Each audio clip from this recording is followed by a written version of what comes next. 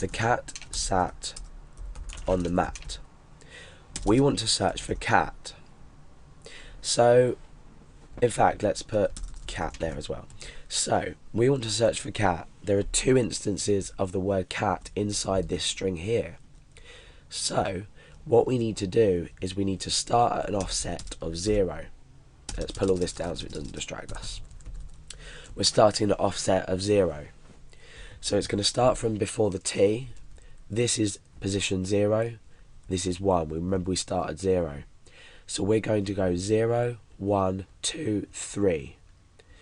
4 is where the C starts. So 1, 2, 3, 4. That's where it starts. Now our position is our offset is now equal to 4. Or no, sorry, this substring equals 4, and our offset equals 0 still. This is probably a better way to represent it. So we've searched 0, 1, 2, 3, 4, and we've got to this C here. Now our offset, the next while round the loop, wants to be here. So we need to add 3 characters to it. However, how do we know how many characters to add to it?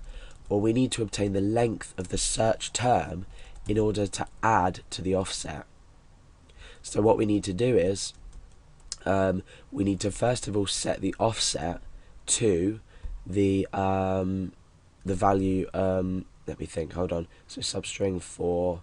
Right, substring is equal to 4. We need to set the offset equal to substring add the amount of characters in here. So the substring will now become 4 add 3, which is 7. So now the offset's 7. The next while around the loop, we're going to go 1, 2, 3, 4, 5, 6, 7. We've missed out this because we've already found this. We don't need to process this. Now it's going to search from here, and it's going to find another instance of it here, and then it will do exactly the same thing as I've just explained. So if you don't understand this, rewind the video and listen to what I've said again, and try and understand how these variables are being set each time. Remember, we can use the string len function with this cat to obtain the length of the string, so that's not a problem. So let's put this into action, put my words into action, and let's pull that up. And so we're in the loop. Let's say this returns as 4 like we did before. So remember, it was 4 characters. Now we don't need to think about this yet, we just need to do the code and then we can test to see if it works. So the offset is now going to be equal to strpos add, and we need to add the string length of the search text. So let's come down here and say search length equals strlen. This is going to return the length of the string in an integer.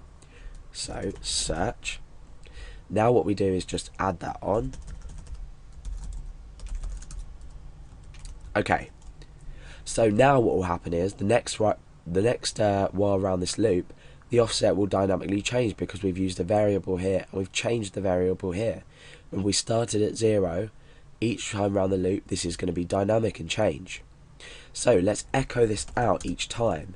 Put a line break on the end so we can test what we're doing. So the cat sat on the mat, or the cat sat on the cat. We're going to search for cat.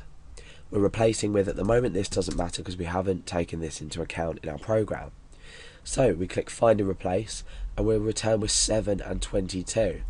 Now this has disappeared, but let's just retype it. Now let's double check that everything's right. So 1, 2, 3, 4, 5, 6, 7. Remember, we're starting now from there. We've already got the substring. In fact, let's echo the substring as well, or the string pos rather. Sorry. So echo str pos. This is this, which is changing. Remember, and we'll put a break on the end of that. So we're going to output the string position, then the offset, then the string position again, then the offset, because we've got 2 instances of cat. So search for cat, replace with monkey, find and replace. So let's type this again, the cat. So at position 4, 1, 2, 3, 4, we find the word cat. we skip this because we know the position, so that's fine. We can replace that later with the substring replace function.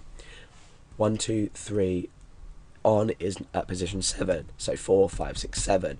Now we begin searching from here, so 1, 7, 8, 9, 10, 11, 12, 13, 14, 15, 16, 17, 18, 19. At 19 here we find the instance of the word cat, and 3 later we end up with 22. Now at this point we're at the end of the string, so in our program this is going to evaluate to false, so we're going to break the loop. It's as simple as that, thinking about it. However, when you are writing it, you might find it a bit hard to get around the logic. So if I was to say cat, cat, cat after this, and I'm searching for cat, again monkey doesn't matter right now, and I can replace, we get a whole bunch of variables, numbers here, sorry, telling us the position and where we're starting from after. The same if I was to just type monkey, search for monkey and replace with cat, for example, find and replace, oh, monkey, monkey, cat. Oh, okay. Okay, we'll address this issue later when we test it.